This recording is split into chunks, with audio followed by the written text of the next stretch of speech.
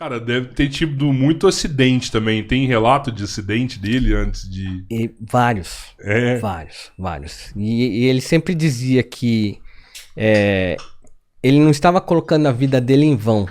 Ele estava fazendo isso em prol de um objetivo maior, de um panorama melhor para a humanidade. Que ele tinha essa coisa, essa visão de futuro, né? Que algum dia jantaríamos nas nuvens, as palavras dele, né? Algum dia o homem jantará nas nuvens. Então ele já estava premeditando que existiriam os grandes aviões e que as pessoas fariam viagens internacionais, né? Isso a gente está falando numa época em que não tinha nem motor. Até as luzes de Paris eram na base de querosene ainda, né? Então, assim, muita das coisas, a eletricidade estava começando a germinar, né? Então ele já era um cara realmente diferenciado. Quanto tempo depois começou a ter voo comercial, assim, sabe? Os voos comerciais começaram entre a década de 20 e década de 30, que começaram com os pequenos aviões, porque aí já tinha tido a Primeira Guerra Mundial, que mesmo por um objetivo ruim, ajudou a desenvolver muito, acelerar muito o desenvolvimento da aviação. A Primeira Guerra, porque aí os caras viram que o avião era estrategicamente interessante, né, para o bombardeio e tudo mais, poderia definir as guerras do futuro. Então houve muitos investimentos, muitas grandes empresas começaram a trabalhar em cima da aviação. Pô, Dumont já estava aposentado nessa época. E tem relato de Dumont falar alguma coisa sobre o uso das aeronaves na guerra? Não. Deve ter ficado frustrado com isso aí, né? Ele fala muito que o avião não deveria ser usado para guerra. Em princípio, quando ele ainda usava os dirigíveis, que ele ainda não tinha... Aí eu tô falando bem início, 1901, 1902, ele ainda não tinha inventado o avião, e as pessoas já queriam dirigível para usar para guerra. Ele naquele momento ele ainda não tinha uma visão pessoal, ele não se enxergava como um cara que realmente estava mudando o mundo. Isso foi uma construção que foi evoluindo com o tempo. Naquela época falaram, olha, vamos poder usar o dirigível para guerra, e ele se colocava à disposição de ajudar, qualquer que fosse a intenção para a paz. A partir do momento que ele realmente foi se transformando numa figura de grande referência, em que tudo que ele falava saía nos jornais e tudo mais, ele foi percebendo que ele já era uma pessoa que tinha um papel importante para o mundo, e ele percebeu que ele tinha que falar de paz. Tanto é que, quando começou a Primeira Guerra, ele foi totalmente contra, ele mandou cartas, né, falando assim, olha, não é justo o avião ser usado para guerra, porque o avião vai causar uma desvantagem muito grande para o lado que utilizar o avião. Quando aconteceu a Revolução de 32 aqui no Brasil, foi o motivo, inclusive, do óbito de Santos Dumont, né, que a teoria é que ele foi suicidado, embora ninguém viu, né, o que a história conta é que ele estava com um amigo dele no Guarujá, escutando as notícias pelo rádio, escutou que uma bomba havia caído aqui no Clube Espéria, aqui no centro de São Paulo, né?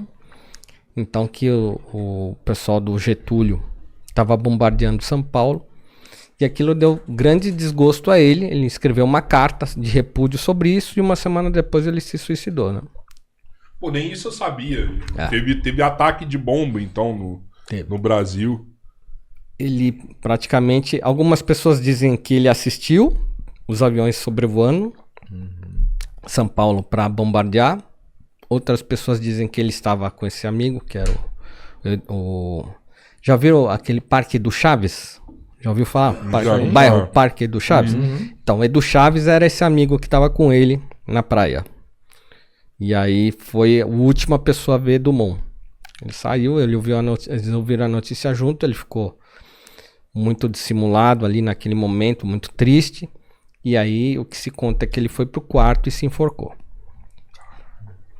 E é um legado para ele, né? Ter deixado o avião. Então, para ele se considerava culpado pela guerra. Então, basicamente, é um cara que tirou a própria vida porque ele tinha essa vocação interior dele pela paz, pela humanidade, pela ciência, e de repente ele viu que o invento dele estava sendo utilizado para o mal. Bem que ele não patenteava, né? Ele deixava para todo mundo. Inclusive os prêmios, né? Como eu disse, ele começou como um competidor, um cara que participava de competições e sempre ele ganhava prêmios de valores vultuosos e ele não ficava com um centavo. Ele doava sempre para os pobres, né? E para os mecânicos dele.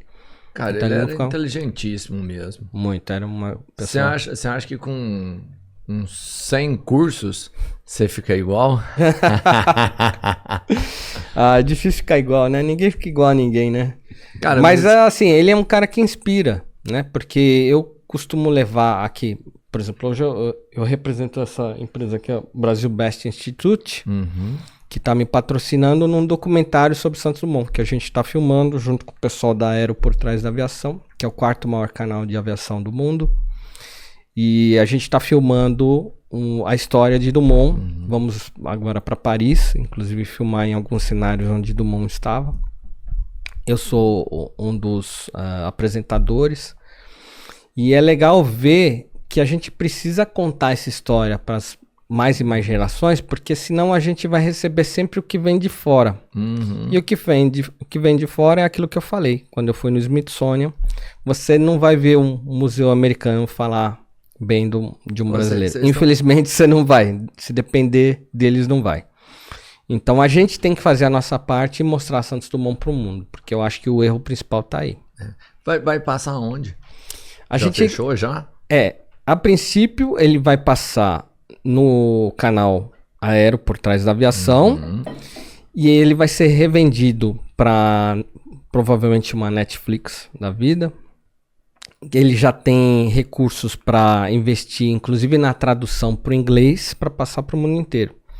Então, por ironia do destino, é uma empresa alemã que está nos patrocinando. Cara do céu, Faculdade de Monitor e a Brasil Best Institute, que é um alemão que tem eu sempre digo que ele tem um coração e alma de brasileiro, porque ele adora, é fã de Santos Dumont e tá aqui no Brasil, enfim, e ele tá empenhado muito em que esse documentário aconteça e seja mostrado para todo mundo. Tem que mostrar, então é muito legal, muito legal. O Brasil agradece. Né?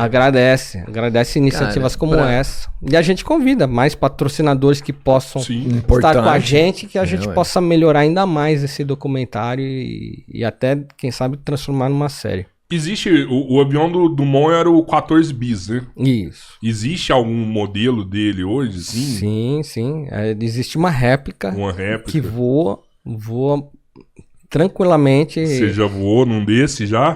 Olha, adoraria voar, mas é que quando ele criou, o avião só cabia ele. E, quiçá, talvez seja o único avião do mundo em que as pessoas pilotavam de pé. Porque como era a primeira transição do balão pro avião, o cockpit era um cesto de um balão, né? Ele tá dentro do avião, as pessoas, a maioria não conseguem ver, mas é um cesto de um balão que Santos Dumont tá lá de pé. E a gente diz que ele vestia o avião, né? Então tem algumas cordas, como é que ele controlava, né, os ailerons, né? Que é aquelas placas que você, quando você tá na janela do avião, você vê que essas placas têm esse movimento flap, aqui. Eu achava que é flap que chama. Flap, aileron.